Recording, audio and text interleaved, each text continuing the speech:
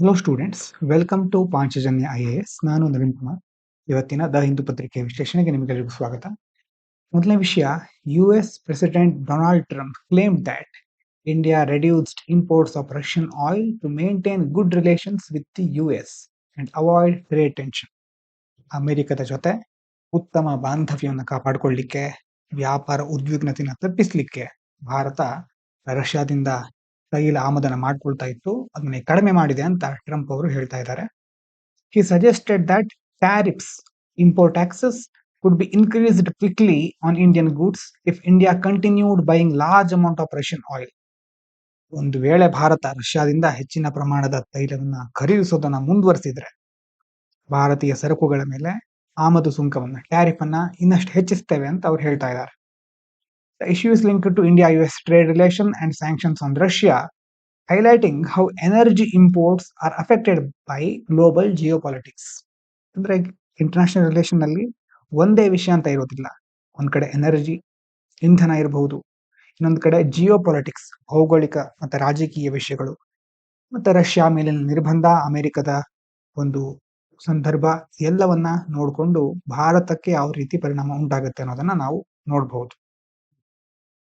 ಇನ್ನು Venezuela's president Nicolas Maduro pleaded not guilty in a US court charges related to drug trafficking and terrorism and claimed he was kidnapped by US forces. ನಮ್ಮ ಮೇಲೆ ಇರುವಂತಹ ಮಾದಕ ದ್ರವ್ಯ ಕಳ್ಳಸಾಗಣೆ, ಭಯೋತ್ಪಾದನೆ ಆರೋಪಗಳ ಕುರಿತು ವೆನೆಜುವೆಲಾ ಅಧ್ಯಕ್ಷ ನಿಕೋಲಸ್ ಮಡುರೋ ಅವರು ತಾವು ಯಾವ ಒಂದು ಅಪರಾಧವನ್ನು ಮಾಡಿಲ್ಲ, ನಾವು ಅಪರಾಧಿ ಅಲ್ಲ ನಾನು ಅಂತ ಪ್ರತಿಪಾದಿಸ್ತಾ ಇದ್ದಾರೆ. ಮತ್ತು ಅಮೆರಿಕದ ಪಡೆಗಳು ತಮ್ಮನ್ನು ಅಪಹರಿಸಿಕೊಂಡು ಬಂದಿವೆ ಅಂತ ಆರೋಪ ಮಾಡಿದ್ದಾರೆ. Maduro stated that he is still the president of Venezuela, rejecting the legitimacy of case and US action against him. ಈಗಲೂ ಸಹ ನಾವು ವೆನೆಜುವೆಲಾದ ಅಧ್ಯಕ್ಷರು, ಮತ್ತೆ ತಮ್ಮ ವಿರುದ್ಧ ಅಮೆರಿಕ ತೆಗೆದುಕೊಂಡ ಈ ಕ್ರಮಗಳು ಅಥವಾ ನ್ಯಾಯಾಂಗ ಪ್ರಕ್ರಿಯೆ ಇದ್ಯಾವುದು ಲೆಜಿಟಿಮೇಟ್ ಅಲ್ಲ, ಸಿಂಧುತ್ವ ಅಂತ ಹೇಳ್ತೀವಲ್ವಾ, ಸರಿಯಾಗಿದ್ದ ಅಲ್ಲ ಅಂತ ನಿಕೋಲಸ್ ಮಡುರೋ ಹೇಳ್ತಾ ಇದ್ದಾರೆ. State police are increasing social media monitoring to track crimes, misinformation, and public order issues on platforms like Facebook, WhatsApp, and Instagram. ಅಪರಾಧಗಳನ್ನ ಪತ್ತೆ ಹಚ್ಚಲಿಕ್ಕೆ, ಸುಳ್ಳು ಮಾಹಿತಿಯನ್ನ ನಿಯಂತ್ರಿಸಲಿಕ್ಕೆ ಮತ್ತೆ ಸಾರ್ವಜನಿಕ ಸುವ್ಯವಸ್ಥೆಯನ್ನು ಕಾಪಾಡಲಿಕ್ಕೆ ಫೇಸ್ಬುಕ್, ವಾಟ್ಸಪ್, ಇನ್ಸ್ಟಾಗ್ರಾಮ್ ನಂತಹ ವೇದಿಕೆಗಳ ಮೇಲೆ ಪೊಲೀಸರು ನಿಗಾವನ್ನ ಇರಿಸ್ತಾ ಇದ್ದಾರೆ. Number of dedicated social media monitoring cells increased from 262 in 2020 to 365 in 2024, with high numbers in states like Bihar, Maharashtra, Punjab, West Bengal and Assam. ಮೊದಲು ಇದಕ್ಕೋಸ್ಕರ ಸೋಷಿಯಲ್ ಮೀಡಿಯಾ ಮಾನಿಟರಿಂಗ್ ಸೆಲ್ ಅಂತ ಇತ್ತು, ಅದರ ಸಂಖ್ಯೆ 262 ಇಷ್ಟಿತ್ತು, ಈಗ ಅದು 365ಕ್ಕೆ ಏರಿದೆ. ಬಿಹಾರ, ಮಹಾರಾಷ್ಟ್ರ, ಪಶ್ಚಿಮ ಬಂಗಾಳ, ಪಂಜಾಬ್, ಅಸ್ಸಾಂನಂತಹ ರಾಜ್ಯಗಳಲ್ಲಿ ಈ ಸಂಖ್ಯೆ ಹೆಚ್ಚಾಗ್ತಾ ಇದೆ. The rise is linked to changing crime patterns and cyber crime, helping police in early warning, crime prevention and investigation, which is relevant internal security and governance. ಮುಖ್ಯವಾಗಿ ಸೈಬರ್ ಅಪರಾಧಗಳ ಮಾದರಿ, ಆ ಪ್ಯಾಟರ್ನ್ ಈಗ ಚೇಂಜ್ ಆಗ್ತಾ ಇದೆ. ಮೊದಲಿನ ತರ ಸ್ಕ್ಯಾಮ್ಗಳು ಈಗ ನಡೀತಾ ಇಲ್ಲ, ಹೊಸ ಸ್ಕ್ಯಾಮ್ಗಳನ್ನ ಕಂಡು ಹಿಡ್ಕೊಂಡು ಮಾಡ್ತಾ ಇದ್ದಾರೆ. ಇದಕ್ಕಾಗಿ ಮುನ್ನೆಚ್ಚರಿಕೆ ವ್ಯವಸ್ಥೆ ಚೆನ್ನಾಗಿರ್ಬೇಕಾಗತ್ತೆ. ಅಪರಾಧ ತಡೆಗಟ್ಟಲಿಕ್ಕೆ ತನಿಖಾ ಪ್ರಕ್ರಿಯೆಯನ್ನ ಇನ್ನಷ್ಟು ತ್ವರಿತಗೊಳಿಸಲಿಕ್ಕೆ ಇದು ಹೆಲ್ಪ್ ಮಾಡುತ್ತೆ. The Supreme Court said bail should depend on the role of each accused, not treat all accused the same in criminal case. Criminal ಪ್ರಕರಣ ಇದೆ ಅಂತಂದ್ರೆ ಎಲ್ಲ ಆರೋಪಿಗಳನ್ನ ಒಂದೇ ರೀತಿ ಪರಿಗಣಿಸ್ಲಿಕ್ಕೆ ಆಗೋದಿಲ್ಲ. ಪ್ರತಿಯೊಬ್ಬ ಆರೋಪಿಯ ನಿರ್ದಿಷ್ಟ ಪಾತ್ರ, ಆ ರೋಲ್ ಅನ್ನ ಆಧರಿಸಿ ಜಾಮೀನು ನೀಡಬೇಕಾಗತ್ತೆ, ಸುಪ್ರೀಂ ಕೋರ್ಟ್ ಹೇಳ್ತಾ ಇದೆ. It introduced the idea of hierarchy of participation, meaning main conspirators and those with minor roles should be assessed differently. ಇಲ್ಲಿ ಹೈರಾರ್ಕಿ ಆಫ್ ಪಾರ್ಟಿಸಿಪೇಷನ್ ಅಂತ ಒಂದು ಪರಿಕಲ್ಪನೆಯನ್ನ ಸುಪ್ರೀಂ ಕೋರ್ಟ್ ಪರಿಚಯಿಸ್ತಾ ಇದೆ. ಅದರ ಅರ್ಥ ಮೇನ್ ಕಾನ್ಸ್ಪಿರೇಟರ್ಸ್ ಅಂತಂದ್ರೆ ಸಂಚುಕೋರರು ಅಂತ ಇರ್ತಾರಲ್ವಾ, ಮೇನ್ ರೋಲ್ ಇರೋರು, ಮತ್ತೆ ಅತ್ಯಲ್ಪ ಅಥವಾ ಸಣ್ಣ ಪ್ರಮಾಣದ ಪಾತ್ರ ವಹಿಸಿದವರನ್ನ ಪ್ರತ್ಯೇಕವಾಗಿ ಮೌಲ್ಯಮಾಪನ ಮಾಡಬೇಕಾಗತ್ತೆ. ಅದರಲ್ಲಿ ಸಣ್ಣ ಪಾತ್ರ ಇರುವವರಿಗೆ ಜಾಮೀನು ನೀಡೋದ್ರಲ್ಲಿ ಆದ್ಯತೆ ನೀಡಬೇಕು, ಅವರಿಗೆ ಮೊದಲು ಜಾಮೀನು ನೀಡಬಹುದು ಅಂತ ಇಲ್ಲಿ ಹೈರಾರ್ಕಿ ಆಫ್ ಪಾರ್ಟಿಸಿಪೇಷನ್. ಹೈರಾರ್ಕಿ ಅಂತಂದ್ರೆ ಒಂದು ಶ್ರೇಣಿ, ಯಾವ ಪ್ರಮಾಣದಲ್ಲಿ ಅವರು ಆ ಒಂದು ಅಪರಾಧದಲ್ಲಿ ಭಾಗವಹಿಸಿದ್ದಾರೆ, ಪಾಲ್ಗೊಂಡಿದ್ದಾರೆ ಅನ್ನೋದನ್ನ ನೋಡ್ತಾರೆ. The court held that prolonged pre-trial detention violates personal liberty, Article 21, especially for accused with limited involvement. ವಿಚಾರಣಾ ಪೂರ್ವ ವಿಚಾರಣೆ, ಫ್ರೀ ಟ್ರಯಲ್ ಅಂತ ಹೇಳ್ತಾರೆ, ಆ ಸುದೀರ್ಘ ಬಂಧನ, ಅದರಿಂದಾಗಿ ಆರ್ಟಿಕಲ್ 21 ಅದರ ಅಂಡರಲ್ಲಿ ಇರುವಂತಹ ವೈಯಕ್ತಿಕ ಸ್ವಾತಂತ್ರ್ಯಕ್ಕೆ ಧಕ್ಕೆ ಬರುತ್ತೆ. ಹಾಗಾಗಿ ಸೀಮಿತ ಪಾತ್ರ ಇರುವಂತಹ ಆರೋಪಿಗಳನ್ನ ದೀರ್ಘಕಾಲ ಜೈಲಿನಲ್ಲಿ ಇಡೋದು ಕಾನೂನು ಬಾಹಿರ ಅಂತ ಕೋರ್ಟ್ ಹೇಳ್ತಾ ಇದೆ. ಸುಪ್ರೀಂ ಕೋರ್ಟ್ಗೆ ಸಂಬಂಧಪಟ್ಟಿರೋದು ಇನ್ನೊಂದು ವಿಷಯ. Supreme Court said delay in trial alone is not enough to get bail. ವಿಚಾರಣೆ ಆಗ್ಲಿಕ್ಕೆ ವಿಳಂಬ ಆಗ್ತಾ ಇದೆ, ಇನ್ನೋ ಕಾರಣಕ್ಕೆ ಜಾಮೀನು ನೀಡ್ಲಿಕ್ಕೆ ಆಗೋದಿಲ್ಲ. Especially in cases under special loss like UAPA. ಅದರಲ್ಲೂ UAPA ಫುಲ್ ಫಾರ್ಮ್ ಏನು ತಿಳ್ಕೊಂಡು ಕಮೆಂಟ್ ಮಾಡಿ. The court held that personal liberty under article 21 is important but not absolute. Article 21 under ಅಲ್ಲಿ ನಮಗೆ ಪರ್ಸನಲ್ ಲಿಬರ್ಟಿ ಇದೆ, ವೈಯಕ್ತಿಕ ಸ್ವಾತಂತ್ರ್ಯ ಇದೆ, ಆದ್ರೆ ಅದು ಅಬ್ಸಲ್ಯೂಟ್ ಅಲ್ಲ, ಸಂಪೂರ್ಣ ಸ್ವಾತಂತ್ರ್ಯ ಅನ್ನೋದು ಇರೋದಿಲ್ಲ. ಅದಕ್ಕೆ ಕೆಲವು ರೆಸ್ಟ್ರಿಕ್ಷನ್ಸ್ ಇದೆ and can be restricted by law for national security and public order.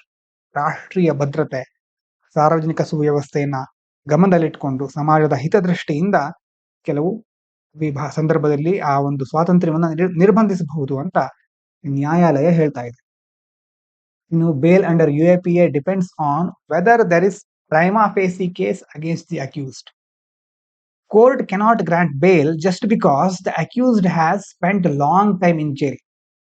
ಅಂತಂದ್ರೆ ಪ್ರೈಮಾ ಫೇಸಿ, ಮೇಲ್ನೋಟಕ್ಕೆ ಬಲವಾದ ಸಾಕ್ಷ್ಯ ಇದೆಯಾ ಅನ್ನೋದು ಇಂಪಾರ್ಟೆಂಟ್ ಆಗಿರುತ್ತೆ.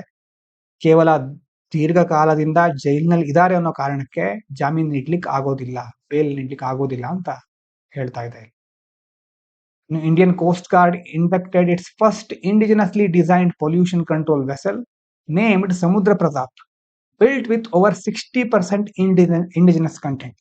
ಭಾರತೀಯ ಕರಾವಳಿ ಕಾವಲು ಪಡೆ ಕೋಸ್ಟ್ ಗಾರ್ಡ್ ಪ್ರಥಮ ಬಾರಿ ಸಂಪೂರ್ಣವಾಗಿ ಸ್ವದೇಶಿ ವಿನ್ಯಾಸ, ಇಂಡಿಜಿನಸ್ ಡಿಸೈನ್ ಇದು ಅಂದ್ರೆ ನಮ್ಮ ದೇಶೀಯವಾಗಿ ಡಿಸೈನ್ ಮಾಡಿದ್ದು ಮಾಲಿನ್ಯ ನಿಯಂತ್ರಣ ನೌಕೆ, ಪೊಲ್ಯೂಷನ್ ಕಂಟ್ರೋಲ್ ವೆಸಲ್ ಇದು. ಅದರ ಹೆಸರು ಸಮುದ್ರ ಪ್ರತಾಪ್. ಇದನ್ನ ಸೇವೆಗೆ ಸೇರ್ಪಡೆಗೊಳಿಸಿದೆ. ಈ ನೌಕೆ ಉತ್ಪಾದನೆಯಲ್ಲಿ 60%ಗೂ ಜಾಸ್ತಿ ಸ್ವದೇಶಿ ವಸ್ತುಗಳನ್ನ, ಇಂಡಿಜಿನಸ್ ಕಂಟೆಂಟ್ ಅನ್ನ ಬಳಸಲಾಗಿದೆ. The vessel will strengthen marine pollution response, including oil spill control, firefighting, maritime safety and surveillance across India's coastal areas. ಈ ನೌಕೆ ಸಮುದ್ರದಲ್ಲಿನ ಮಾಲಿನ್ಯ ಸವಾಲುಗಳನ್ನು ಎದುರಿಸಲಿಕ್ಕೆ, ಅದರಲ್ಲೂ ತೈಲ ಸೋರಿಕೆಯನ್ನ ನಿಯಂತ್ರಿಸಲಿಕ್ಕೆ, ಅಗ್ನಿಶಮನ, ಕಡಲ ಸುರಕ್ಷತೆ ಇರಬಹುದು, ಭಾರತದ ಕರಾವಳಿ ಉದ್ದಕ್ಕೂ ತೀವ್ರತರವಾದ ಕಣ್ಗಾವಲು ನಡೆಸಲಿಕ್ಕೆ ಇದು ಹೆಲ್ಪ್ ಮಾಡುತ್ತೆ, ಸಾಮರ್ಥ್ಯವನ್ನು ಬಲಪಡಿಸುತ್ತೆ.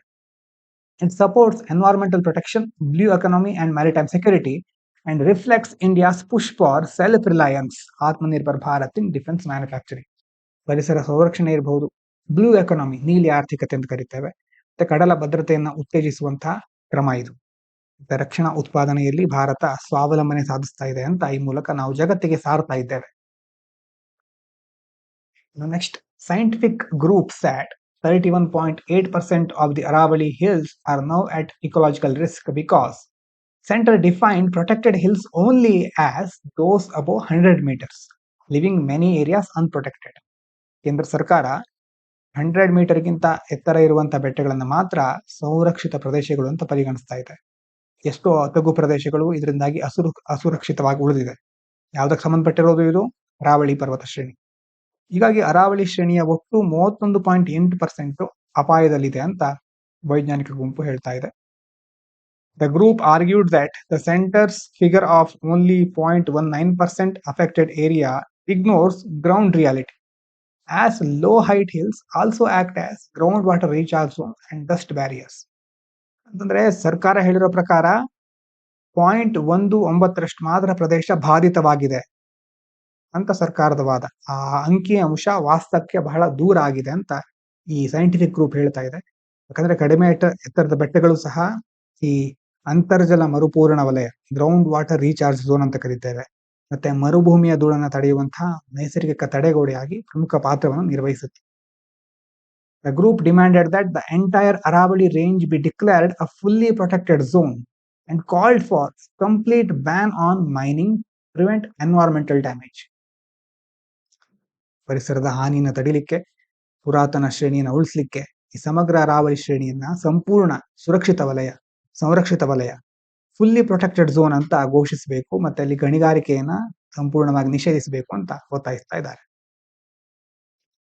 US said it will not directly govern Venezuela, but will try to force political and economic changes through an oil embargo and sanction. America ವೆನೆಜುವೆಲಾವನ್ನ ನೇರವಾಗಿ ಆಳೋದಿಲ್ಲ, ಬದಲಿಗೆ ತೈಲ ನಿರ್ಬಂಧ, ಆರ್ಥಿಕ ನಿರ್ಬಂಧಗಳ ಮೂಲಕ ಅಲ್ಲಿ ರಾಜಕೀಯ ಮತ್ತೆ ಆರ್ಥಿಕ ಬದಲಾವಣೆಗಳನ್ನ ತರಲಿಕ್ಕೆ ಪ್ರಯತ್ನ ಮಾಡುತ್ತೆ ಅಂತ ಹೇಳ್ತಾ ಇದ್ದಾರೆ. US Secretary of State Marco Rubio clarified that Washington will use economic pressure as leverage, not military occupation or nation building. Marco Rubio ಅವ್ರ ಪ್ರಕಾರ ವಾಷಿಂಗ್ಟನ್ ಅಂತಂದ್ರೆ ಅಮೆರಿಕ ಒತ್ತಡವನ್ನ ಒಂದು ಲೆವರೇಜ್ ತರ ತಂತ್ರವಾಗಿ ಬಳಸುತ್ತೆ ಹೊರತು ಮಿಲಿಟರಿ ಆಕ್ರಮಣ, ರಾಷ್ಟ್ರ ನಿರ್ಮಾಣ, ಈಗ ನೇಷನ್ ಬಿಲ್ಡಿಂಗ್ ಅಂತ ಕಾರ್ಯದಲ್ಲಿ ತೊಡಗೋದಿಲ್ಲ ಅಲ್ಲ ಅವ್ರು ಹೇಳ್ತಾ ಇದ್ದಾರೆ, ನಾವು ಕೇಳ್ತಾ ಇದ್ದೇವೆ ಅಷ್ಟೇ. Issue highlights US foreign policy tools like sanctions and embargoes and debates over sovereignty, intervention and regime change in international relations. ಹಾಗಾಗಿ ಈ ಇಶ್ಯೂ ಇಂದ ಮುಖ್ಯವಾಗಿ ಅಮೆರಿಕ ಯಾವ ರೀತಿ ನಿರ್ಬಂಧಗಳನ್ನ ಆಗುತ್ತೆ, ವಿದೇಶಾಂಗ ನೀತಿ ಅಮೆರಿಕದ ಯಾವ ತರ ಇರುತ್ತೆ, ಹೇಗೆ ಚೇಂಜ್ ಆಗ್ತಾ ಇರುತ್ತೆ, ಬೇರೆ ದೇಶಗಳ ಸಾರ್ವಭೌಮತ್ವ ಇರಬಹುದು, ಅಲ್ಲಿನ ರೆಜಿಮ್ ಚೇಂಜ್, ಆಡಳಿತ ಬದಲಾವಣೆ ಕುರಿತಾದಂತಹ ಜಾಗತಿಕ ಚರ್ಚೆಗಳು ಈಗ ಮುನ್ನೆಲೆಗೆ ಬರ್ತಾ ಇವೆ. ನೆಕ್ಸ್ಟ್ ಬಹಳ ಇಂಪಾರ್ಟೆಂಟ್ ಆದಂತಹ ಒಂದು ಸೈನ್ಸ್ ರಿಲೇಟೆಡ್ ಆರ್ಟಿಕಲ್, ಬಹಳ ಇಂಪಾರ್ಟೆಂಟ್, ರಿಮೋಟ್ ಸೆನ್ಸಿಂಗ್ ಬಗ್ಗಿದೆ. ಫಿಲಿಮ್ಸ್ ಅಲ್ಲಿ ಮತ್ತೆ ಮೇನ್ಸ್ ಎರಡರಲ್ಲೂ ಸಹ ಇದು ಬಹಳ ಇಂಪಾರ್ಟೆಂಟ್ ಆದ ಟಾಪಿಕ್. ರಿಮೋಟ್ ಸೆನ್ಸಿಂಗ್ ಅಂತ ಪದೇ ಪದೇ ಕೇಳ್ತಾ ಇರ್ತವೆ. ಏನು ರಿಮೋಟ್ ಸೆನ್ಸಿಂಗ್ ಅಂತಂದ್ರೆ science of collecting information about the earth surface and sub surface. ಭೂಮಿ ಇದೆ, ಭೂಮಿಯ ಮೇಲಿನ ವಸ್ತುಗಳು ಮತ್ತೆ ಸಬ್ ಸರ್ಫೇಸ್ ಸ್ವಲ್ಪ ಕೆಳಗಿನ ಭೂಮಿ ಒಳಗಡೆ ಬಹಳ ಆಳ ಅನ್ನೋಕ್ಕಿಂತ ಸಬ್ ಸರ್ಫೇಸ್ ಅಲ್ಲಿ ಇರುವಂತಹ ಇನ್ಫಾರ್ಮೇಶನ್ ಅನ್ನ ಕಲೆಕ್ಟ್ ಮಾಡುವಂತಹ ಒಂದು ವಿಧಾನ ಇದು. ಆದ್ರೆ ನೋಡಿ, ವಿತೌಟ್ ಡೈರೆಕ್ಟ್ ಕಾಂಟ್ಯಾಕ್ಟ್ ಮಾಡಿ, ಈಗ ಒಂದು ದೊಡ್ಡ ಭೂಮಿ ಇದೆ, ಭೂಮಿಯನ್ನು ಅಗದು ಅದರಲ್ಲಿ ಬೇರೆ ಬೇರೆ ರೀತಿಯಾದಂತಹ ಉಪಕರಣಗಳನ್ನ ಬಳಸಿ ಮಾಡೋದಲ್ಲ ಇದು. ಇಲ್ಲಿ ಸ್ಯಾಟಲೈಟ್ ಮತ್ತೆ ಡ್ರೋನ್ಸ್ ಗಳನ್ನ ಯೂಸ್ ಮಾಡ್ತೇವೆ, ಡೈರೆಕ್ಟ್ ಕಾಂಟ್ಯಾಕ್ಟ್ ಇರೋದಿಲ್ಲ. ಹಾಗಾದ್ರೆ ಏನು ಹೇಗೆ ವರ್ಕ್ ಆಗುತ್ತೆ ಇದು ಅಂತಂದ್ರೆ light is the key. How does it actually work? ನೋಡಿ, ನಮ್ಮ ಕಣ್ಣಿಗೆ ಕಾಣೋದು ವಿಸಿಬಲ್ ಲೈಟ್. ಈಗ ನಾವು ನೋಡ್ತೀವಲ್ವಾ, RGB ಅಂತಿದೆ, ಅದರಲ್ಲಿ ಮುಖ್ಯವಾಗಿ ರೆಡ್, ಗ್ರೀನ್, ಬ್ಲೂ ಅಂತಿದೆ. ಇದನ್ನೇ ಬೇರೆ ಬೇರೆ ರೀತಿ ಕಂಬೈನ್ ಮಾಡಿ ನಾವು ಬೇರೆ ಕಲರ್ ಗಳನ್ನ ನೋಡಬಹುದು. ನಮ್ಗೆ ಕಾಣೋದು ವಿಸಿಬಲ್ ಲೈಟ್ ಮಾತ್ರ. ಆದ್ರೆ ಸ್ಯಾಟಲೈಟ್ ಗಳಿಗೆ ಆ ವಿಸಿಬಲ್ ಲೈಟ್ ಜೊತೆ ಇನ್ಫ್ರಾರೆಡ್ ಸಹ ಕಾಣಿಸುತ್ತೆ, near infrared, ultraviolet, radio waves, ಇದೆಲ್ಲ ಸಹ ಸ್ಯಾಟಲೈಟ್ ಗಳಿಗೆ ಕಾಣಿಸುತ್ತೆ. The sun sends all these energies to earth. ಸೂರ್ಯನಿಂದ ಬರೀ ವಿಸಿಬಲ್ ಲೈಟ್ ಮಾತ್ರ ಬರ್ತಾ ಇಲ್ಲ, ಮೇಲೆ ಹೇಳಿದ್ನಲ್ವಾ, ಅಲ್ಟ್ರಾ ವೈಲೆಟ್, ಇನ್ಫ್ರಾರೆಡ್, ಎಲ್ಲಾ ತರಹದ ಎನರ್ಜಿಗಳು ಭೂಮಿಗೆ ಬರ್ತಾ ಇದೆ. ಹಾಗಾಗಿ ಅಲ್ಲಿ ಸ್ಪೆಕ್ಟ್ರಲ್ ಸಿಗ್ನೇಚರ್ ಅಂತ ಒಂದು ಕಾನ್ಸೆಪ್ಟ್ ಬರುತ್ತೆ. ಅದರ ಅರ್ಥ ಏನು ಅಂತಂದ್ರೆ, ಪ್ರತಿಯೊಂದು ವಸ್ತು, ಪ್ಲಾಂಟು, ವಾಟರು, ಸಾಯಿಲು, ರಾಕ್ ಇರಬಹುದು, ಯಾವುದೇ ಇರಬಹುದು, reflects and absorbs light differently. ಒಂದು ಗಿಡ ಇದೆ ಅಥವಾ ಮರ ಇರಬಹುದು, ಮತ್ತೆ ನೀರ್ ಹರಿತಾ ಇರಬಹುದು, ಸಾಯಿಲ್ ಇರಬಹುದು, ರಾಕ್ ಇರಬಹುದು. ಬೇರೆ ಬೇರೆ ವಸ್ತುಗಳು ಈ ಸೂರ್ಯನ ಬೆಳಕನ್ನ ರಿಫ್ಲೆಕ್ಟ್ ಮಾಡೋದು, ಪ್ರತಿಫಲಿಸೋದು ಮತ್ತೆ ಅಬ್ಸಾರ್ಬ್ ಮಾಡ್ಕೊಳ್ಳೋದು ಬೇರೆ ಬೇರೆ ತರ ಇರುತ್ತೆ. ಹಾಗಾಗಿ ಪ್ರತಿಯೊಂದು ವಸ್ತುವಿಗೂ ಆ ಒಂದು ರಿಫ್ಲೆಕ್ಷನ್ ಮತ್ತೆ ಅಬ್ಸಾರ್ಪ್ಷನ್ ಕೆಪಾಸಿಟಿ ಬೇರೆ ಇರೋದ್ರಿಂದ ಒಂದು ಯುನಿಕ್ ಪ್ಯಾಟರ್ನ್ ಜನರೇಟ್ ಆಗುತ್ತೆ. ಅದನ್ನ ಸ್ಪೆಕ್ಟ್ರಲ್ ಸಿಗ್ನೇಚರ್ ಅಂತ ಕರೀತಾರೆ. ಉದಾಹರಣೆಗೆ ಇದು ಫಿಂಗರ್ ಪ್ರಿಂಟ್ ತರ, ನಮಗೆ ಹೇಗೆ ಒಂದು ಫಿಂಗರ್ ಪ್ರಿಂಟ್ ಅಂತ ಇರುತ್ತೋ ಅದೇ ರೀತಿ ಪ್ರತಿ ವಸ್ತುವಿಗೂ ಈ ಸ್ಪೆಕ್ಟ್ರಲ್ ಸಿಗ್ನೇಚರ್ ಅಂತ ಇರುತ್ತೆ. ಅದರ ಅರ್ಥ ಏನು ಅಂತಂದ್ರೆ, ಇದು ಲೈಟ್ ಅನ್ನ ಯಾವ ರೀತಿ ರಿಫ್ಲೆಕ್ಟ್ ಮಾಡುತ್ತೆ, ಅಬ್ಸಾರ್ಬ್ ಮಾಡ್ಕೊಳುತ್ತೆ ಅಂತ. ಸೊ ಸ್ಯಾಟಲೈಟ್ ಕ್ಯಾನ್ ಸೇ, ಈ ಒಂದು ಫಿಂಗರ್ ಪ್ರಿಂಟ್ ಅನ್ನ, ಅಂದ್ರೆ ಒಂದು ವಸ್ತು ಯಾವ ರೀತಿ ಲೈಟ್ ಅನ್ನ ರಿಫ್ಲೆಕ್ಟ್ ಮಾಡ್ತಾ ಇದೆ, ಅಬ್ಸಾರ್ಬ್ ಮಾಡ್ಕೊಳ್ತಾ ಇದೆ ಅನ್ನೋ ಆಧಾರದ ಮೇಲೆ ಆ ಸ್ಯಾಟಲೈಟ್, ಈ ಪ್ಯಾಟರ್ನ್ ಒಂದು ಹೆಲ್ದಿ ಪ್ಲಾಂಟ್ ಇಂದ ಬರ್ತಾ ಇರೋ ತರ ಅನ್ಸುತ್ತೆ, ಇದು ವಾಟರ್ ಅನ್ಸುತ್ತೆ, ಮತ್ತೆ ಈ ಒಂದು ಸಾಯಿಲ್ ಅಲ್ಲಿ ಮಿನರಲ್ ಇರಬಹುದು, ಈ ತರ ಡಿಟೆಕ್ಟ್ ಮಾಡ್ತಾ ಹೋಗುತ್ತೆ satellite. How satellite study plants and forest. ಹೇಗೆ ಪ್ಲಾಂಟ್ ಮತ್ತೆ ಫಾರೆಸ್ಟ್ ಸ್ಟಡಿ ಮಾಡ್ತಾರೆ ಅಂತಂದ್ರೆ, ಹೆಲ್ದಿ ಲೀವ್ಸ್, ಒಂದು ಪ್ಲಾಂಟ್ ಇದೆ, ಪ್ಲಾಂಟಿಗೆ ಅಲ್ಲಿ ಒಳ್ಳೆಯ ಎಲೆ ಅಂತಂದ್ರೆ ಲೀವ್ಸ್ ಗೊತ್ತಿದೆಯಲ್ವಾ, ಆ ಲೀವ್ಸ್ ಹೆಲ್ದಿ ಆಗಿದ್ರೆ ಅಬ್ಸಾರ್ಬ್ ರೆಡ್ ಲೈಟ್ ಅನ್ನ ಜಾಸ್ತಿ ಅಬ್ಸಾರ್ಬ್ ಮಾಡ್ಕೊಂಡು ಫೋಟೋಸಿಂಥಸಿಸ್ಗೆ ಅದು ಬಳಸ್ಕೊಳ್ಳುತ್ತೆ. Reflect near infrared light, red light absorb ಮಾಡ್ಕೊಳ್ಳೋದು, ರಿಫ್ಲೆಕ್ಟ್ ಮಾಡೋದು ಯಾವುದು, ನಿಯರ್ ಇನ್ಫ್ರಾರೆಡ್ ಲೈಟ್ ಅನ್ನ. ಯಾಕೆ ನಿಯರ್ ಇನ್ಫ್ರಾರೆಡ್ ಲೈಟ್ ಅನ್ನ ರಿಫ್ಲೆಕ್ಟ್ ಮಾಡುತ್ತೆ ಅಂತಂದ್ರೆ, ಓವರ್ ಹೀಟ್ ಆಗದೆ ಇರೋ ತರ ನೋಡ್ಕೊಳ್ಳಿ. ಅವಾಗ ಸ್ಯಾಟಲೈಟ್ ಏನ್ ಮಾಡುತ್ತೆ, satellite measure this using a formula. Satellite ಯಾವ ರೀತಿ ಅದು ರಿಫ್ಲೆಕ್ಟ್ ಮಾಡ್ತಾ ಇದೆ, ಯಾವ ರೀತಿ ಅಬ್ಸಾರ್ಬ್ ಮಾಡ್ಕೊಳ್ತಾ ಇದೆ ಅನ್ನೋದನ್ನ ಒಂದು ಫಾರ್ಮುಲಾದಿಂದ ಚೆಕ್ ಮಾಡುತ್ತೆ. NDVI, normalised difference vegetation index ನೋಡಿ, vegetation important. Vegetation index high NDVI ಇದ್ರೆ ಹೆಲ್ದಿ ವೆಜಿಟೇಷನ್, ಲೋ NDVI ಇದ್ರೆ ಸ್ಟ್ರೆಸ್ಡ್ ಅಥವಾ ಡ್ರೈ ಡಿಸೀಸ್ಡ್ ಪ್ಲಾಂಟ್ಸ್, ಡ್ರೈ ಆಗಿರೋ ಪ್ಲಾಂಟ್. ಹಾಗಾಗಿ ಸ್ಯಾಟಲೈಟ್ಗಳು ಅದನ್ನ ಚೆಕ್ ಮಾಡುತ್ತೆ. Satellite can even identify tree species, ಯಾವ ಸ್ಪೀಶೀಸ್ ಟ್ರೀ ಇದು, ಫಾರೆಸ್ಟ್ ಬಯೋಮಾಸ್ ಎಸ್ಟಿಮೇಟ್ ಮಾಡೋದು, ಮತ್ತೆ ಕಾರ್ಬನ್ ಎಷ್ಟು ಸ್ಟೋರ್ ಆಗಿದೆ ಫಾರೆಸ್ಟ್ ಅಲ್ಲಿ ಅದನ್ನ ಕ್ಯಾಲ್ಕುಲೇಟ್ ಮಾಡಬಹುದು. So this helps in climate change mitigation policies. ನಾವು ಮುಂದೆ ಒಂದು ಪಾಲಿಸಿಯನ್ನ ತರಬೇಕು ಅಂತಂದ್ರೆ, ನಿರ್ಮಿಸಬೇಕು ಅಂತಂದ್ರೆ, ರಚಿಸಬೇಕು ಅಂತಂದ್ರೆ ಆವಾಗ ನಮ್ಗೆ ಡೇಟಾ ಬೇಕು. ಡೇಟಾವನ್ನ ಈ ಸ್ಯಾಟಲೈಟ್ಗಳು ಕೊಡುತ್ತೆ. ಇನ್ನು ಇಷ್ಟಕ್ಕೆ ನೋಡಿ ಅದ್ಯಾವುದು ಪ್ಲಾಂಟ್ಸ್ ಮತ್ತೆ ಫಾರೆಸ್ಟ್ ಅನ್ನ ಹೇಗೆ ಸ್ಟಡಿ ಮಾಡುತ್ತೆ ಅಂತ, NDVI ಮೂಲಕ. ಇನ್ನು how satellites map water bodies, water ಬಾಡಿಗಳನ್ನ, ನೀರಿನ ಮೂಲಗಳನ್ನ ಯಾವ ರೀತಿ ಸ್ಯಾಟಲೈಟ್ ಮ್ಯಾಪ್ ಮಾಡುತ್ತೆ. ಒಂದು ಆಪ್ಟಿಕಲ್ ಅಂತಂದ್ರೆ ಸನ್ಲೈಟ್ ಉಪಯೋಗಿಸ್ಕೊಂಡು ವಾಟರ್ ಏನ್ ಮಾಡುತ್ತೆ ಹೇಳಿ, reflects green light, absorb infrared light. ಅಂತಂದ್ರೆ ನಾವು ನೋಡೋ ಗ್ರೀನ್ ಬೇರೆ, ಈಗ ಸೂರ್ಯನ ಬೆಳಕಿನಲ್ಲಿ ಇರುವಂತಹ ಗ್ರೀನ್ ಲೈಟ್ ಅದು ಬೇರೆ, ಅದು ಸ್ಯಾಟಲೈಟ್ಗೆ ಮಾತ್ರ ಕಾಣಿಸೋದು. ಆ ಸ್ಯಾಟಲೈಟ್ ಅದನ್ನ ಕಂಡು ಹಿಡಿಯುತ್ತೆ, ವಾಟರ್ ಯಾವ ರೀತಿ ಯಾವ ಒಂದು ಬೆಳಕನ್ನ ರಿಫ್ಲೆಕ್ಟ್ ಮಾಡ್ತಾ ಇದೆ, ಯಾವ್ದನ್ನ ಅಬ್ಸರ್ವ್ ಮಾಡ್ಕೊಳ್ತಾ ಇದೆ. ಅದನ್ನ ನೋಡ್ಕೊಂಡು using this scientist calculate NDWI. ಮೇಲ್ಗಡೆ ಸೇಮ್ ನಾರ್ಮಲೈಸ್ ಡಿಫರೆನ್ಸ್ ಅನ್ನೋದು ಸೇಮ್, ಇಲ್ಲಿ ವಾಟರ್, ಅಲ್ಲೇನಿತ್ತು ವೆಜಿಟೇಷನ್. ವೆಜಿಟೇಷನ್ ಅಂತಂದ್ರೆ ಸಸ್ಯವರ್ಗ, ಪ್ಲಾಂಟಿಗೆ ಸಂಬಂಧಪಟ್ಟಿರೋದು. ಇಲ್ಲಿ ವಾಟರ್ ಅಲ್ವಾ, ಹಾಗಾಗಿ ವಾಟರ್ ಇಂಡೆಕ್ಸ್ ಇದು. ಪಾಸಿಟಿವ್ ವ್ಯಾಲ್ಯೂ ಇದ್ರೆ ವಾಟರ್, ನೆಗೆಟಿವ್ ವ್ಯಾಲ್ಯೂ ಇದ್ರೆ ಲ್ಯಾಂಡ್. ಅಂತಂದ್ರೆ ಒಂದು ವಸ್ತು ಗ್ರೀನ್ ಲೈಟ್ ಅನ್ನ ರಿಫ್ಲೆಕ್ಟ್ ಮಾಡ್ತಾ ಇದೆ, ಇನ್ಫ್ರಾರೆಡ್ ಲೈಟ್ ಅನ್ನ ಅಬ್ಸಾರ್ಬ್ ಮಾಡ್ಕೊಳ್ತಾ ಇದೆ. ಇದನ್ನ ಉಪಯೋಗಿಸ್ಕೊಂಡು NDWI ಅನ್ನ ಕ್ಯಾಲ್ಕುಲೇಟ್ ಮಾಡ್ತಾರೆ. ಈ ಕ್ಯಾಲ್ಕುಲೇಟ್ ಮಾಡಿರೋ ವ್ಯಾಲ್ಯೂ ಬಂದಿರೋದು ಪಾಸಿಟಿವ್ ಇದ್ರೆ ಅದು ವಾಟರ್, ನೆಗೆಟಿವ್ ಇದ್ರೆ ಲ್ಯಾಂಡ್. ಇದು ಒಂದು ಮೆಥಡ್, ಆಪ್ಟಿಕಲ್ ಮೆಥಡ್, ಸನ್ಲೈಟ್ ಅನ್ನ ಯೂಸ್ ಮಾಡೋದು. ಎರಡನೇದು ರಾಡಾರ್ ಮೆಥಡ್, ಅಂದ್ರೆ ನೈಟ್ ಮತ್ತೆ ಕ್ಲೌಡ್ ಇದ್ದಾಗಲೂ ಸಹ ಇದು ವರ್ಕ್ ಆಗುತ್ತೆ. ದಿಸ್ ಯೂಸಸ್ SAR, ಬಹಳ ಇಂಪಾರ್ಟೆಂಟ್ ಆದಂತಹ ಒಂದು ಪಾಯಿಂಟ್ ಇದು. SAR synthetic aperture radar. Nisar ಅನ್ನುವಂತ ಸ್ಯಾಟಲೈಟ್ ಅನ್ನ ಕೇಳಿರಬಹುದು, ಯಾವ ಯಾವ ಸಂಸ್ಥೆಗಳು ಮಾಡಿರೋದು ಕಮೆಂಟ್ ಮಾಡಿ. ಸಿಂಥೆಟಿಕ್ ಅಪರ್ಚರ್ ರೇಡಾರ್ ಇದು. ಇಲ್ಲಿ ರಫ್ ಸರ್ಫೇಸ್, ಸಾಯಿಲ್ ಇರಬಹುದು, ಬಿಲ್ಡಿಂಗ್ಸ್ ಇರಬಹುದು, ಬ್ರೈಟ್ ಆಗಿ ಕಾಣಿಸುತ್ತೆ. ಕಾಮ್ ವಾಟರ್ ಇದ್ರೆ ಬ್ಲಾಕ್ ಆಗಿ ಕಾಣಿಸುತ್ತೆ, ಮಿರರ್ ತರ. ಹಾಗಾಗಿ ಇದನ್ನ ಉಪಯೋಗಿಸ್ಕೊಂಡು ಆ ಒಂದು ರೇಡಾರ್, ಅದನ್ನ ಸಿಂಥೆಟಿಕ್ ಅಪರ್ಚರ್ ರೇಡಾರ್ ಅದನ್ನ ಫೈಂಡ್ ಔಟ್ ಮಾಡುತ್ತೆ. ಇದು ಫ್ಲಡ್ ಬಂದಾಗ, ಸೈಕ್ಲೋನ್ ಇರಬಹುದು, ಮಾನ್ಸೂನ್ ಡಿಸಾಸ್ಟರ್ ಆದಾಗ ಬಹಳ ಹೆಲ್ಪ್ ಆಗುತ್ತೆ. Flood mapping even during heavy rain, ತುಂಬಾ ಹೆವಿ ರೇನ್ ಆಗ್ತಾ ಇರಬೇಕಾದ್ರೂ ಸಹ ಫ್ಲಡ್ ಮ್ಯಾಪಿಂಗ್ ಮಾಡಲಿಕ್ಕೆ ಈ ಸಿಂಥೆಟಿಕ್ ಅಪರ್ಚರ್ ರೇಡಾರ್ ನಮ್ಗೆ ಹೆಲ್ಪ್ ಮಾಡುತ್ತೆ. ಅದ್ರ ಜೊತೆ satellite can also check muddy versus clean water. ನೀರು ಶುಭ್ರವಾಗಿದೆಯಾ ಅಥವಾ ಕೊಳಕಾಗಿದೆಯಾ, ಮಡ್ಡಿಯಾಗಿದೆಯಾ, ಅಲ್ಲಿಗೆ ಗ್ರೋತ್ ಎಷ್ಟಾಗ್ತಾ ಇದೆ, ಪೊಲ್ಯೂಷನ್ ಲೆವೆಲ್ ಯಾವ ತರ ಇದೆ, ಇದನ್ನ ಸಹ ಸ್ಯಾಟಲೈಟ್ಗಳು ಚೆಕ್ ಮಾಡುತ್ತೆ. ಇನ್ನು can satellite find minerals and oil under ground, ಭೂಮಿಯ ಒಳಗಡೆ ಖನಿಜಗಳು ಇದೆಯಾ, ಆಯಿಲ್ ಇದೆಯಾ ಅಂತ ಚೆಕ್ ಮಾಡ್ಲಿಕ್ಕೆ ಆಗುತ್ತಾ ಸ್ಯಾಟಲೈಟ್ ಹತ್ರ, ಅದನ್ನ ಫೈಂಡ್ ಔಟ್ ಮಾಡುತ್ತಾ satellite. Short answer yes, but indirectly. ಅಂತಂದ್ರೆ ಹೈಪರ್ ಸ್ಪೆಕ್ಟ್ರಲ್ ಸೆನ್ಸಿಂಗ್ ಅಂತ ಕರೀತಾರೆ. ನಾರ್ಮಲ್ ಕ್ಯಾಮ್ರಾ ಮೂರೇ ಕಲರ್ ಅನ್ನ ಅಬ್ಸರ್ವ್ ಮಾಡೋದು, ಅದು RGB ಇದೆ, ಬೇರೆ ಬೇರೆ ಕಾಂಬಿನೇಷನ್ ನಾವು ನೋಡ್ತೇವೆ, ರೆಡ್, ಗ್ರೀನ್, ಬ್ಲೂ. ಆದ್ರೆ ಹೈಪರ್ ಸ್ಪೆಕ್ಟ್ರಲ್ ಸೆನ್ಸರ್ ಏನ್ ಮಾಡುತ್ತೆ, ಸ್ಪ್ಲಿಟ್ಸ್ ಲೈಟ್ ಅನ್ನ ಸ್ಪ್ಲಿಟ್ ಮಾಡ್ತಾ ಇದೆ. Splits light into hundreds of colours, ತುಂಬಾ ನೂರಾರು ರೀತಿಯ ಬಣ್ಣಗಳಾಗಿ ಅದನ್ನ ಸ್ಪ್ಲಿಟ್ ಮಾಡುತ್ತೆ. Record every tiny wavelength, ಚಿಕ್ಕ ಚಿಕ್ಕ ವೇವ್ ಲೆಂತ್ ಅನ್ನ ಸಹ ರೆಕಾರ್ಡ್ ಮಾಡ್ತಾ ಹೋಗುತ್ತೆ. ಹಾಗೆ ಮಾಡಿದಾಗ it creates detailed spectral signatures for each pixel. ಪ್ರತಿ ಪಿಕ್ಸೆಲ್ಗೆ ಸಂಬಂಧಪಟ್ಟ ಹಾಗೆ ಡೀಟೇಲ್ ಆಗಿರುವಂತ ಸ್ಪೆಕ್ಟ್ರಲ್ ಸಿಗ್ನೇಚರ್ ಸಿಗುತ್ತೆ.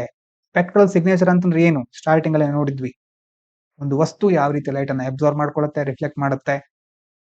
ಸ್ಟಾರ್ಟಿಂಗ್ ಅಲ್ಲಿ ನೋಡಿ, ನೆನಪಿದೆಯಾ, ಅಲ್ಲಿ ನೋಡಿ, ಪ್ರತಿಯೊಂದು ವಸ್ತುವಿಗೂ ರಿಫ್ಲೆಕ್ಟ್ ಮತ್ತೆ ಅಬ್ಸರ್ವ್ ಮಾಡೋದು ಲೈಟ್ ಅನ್ನ ಬೇರೆ ಬೇರೆ ತರ ಕೆಪಾಸಿಟಿ ಇರುತ್ತೆ, ಅದಕ್ಕೆ ಸ್ಪೆಕ್ಟ್ರಲ್ ಸಿಗ್ನೇಚರ್ ಅಂತ ಕರೀತೇವೆ. ಹಾಗಾಗಿ ಇಲ್ಲಿ ಹೈಪರ್ ಸ್ಪೆಕ್ಟ್ರಲ್ ಸೆನ್ಸರ್ ಏನ್ ಮಾಡುತ್ತೆ, ಡೀಟೇಲ್ ಆಗಿ ಅದನ್ನ ಪಿಕ್ಸೆಲ್ ಮೂಲಕ ಕ್ಯಾಲ್ಕುಲೇಟ್ ಮಾಡುತ್ತೆ. ಆವಾಗ ಸ್ಯಾಟಲೈಟ್ ಏನ್ ಹೇಳ್ಬಹುದು, ಹೌದು ಇದು ಲೈಮ್ ಸ್ಟೋನು ಗ್ರಾನೈಟ್ ಅಲ್ಲ, ಈ ಪ್ಲಾಂಟ್ ಅಲ್ಲಿ ನೈಟ್ರೋಜನ್ ಇಲ್ಲ, ಲ್ಯಾಕ್ ಇದೆ ಅಂತ, ಲ್ಯಾಕ್ ಆಫ್ ನೈಟ್ರೋಜನ್. ಮತ್ತೆ ಸಾಯಿಲ್ ಹ್ಯಾಸ್ ಕಾಪರ್ ಟ್ರೇಸಸ್, ಈ ಒಂದು ಮಣ್ಣಿನಲ್ಲಿ ಕಾಪರ್ ಟ್ರೇಸ್ ಗಳನ್ನು ನೋಡಬಹುದು. ಇದೆಲ್ಲ ಆವಾಗ ಸ್ಯಾಟಲೈಟ್ಗೆ ಗೊತ್ತಾಗುತ್ತೆ.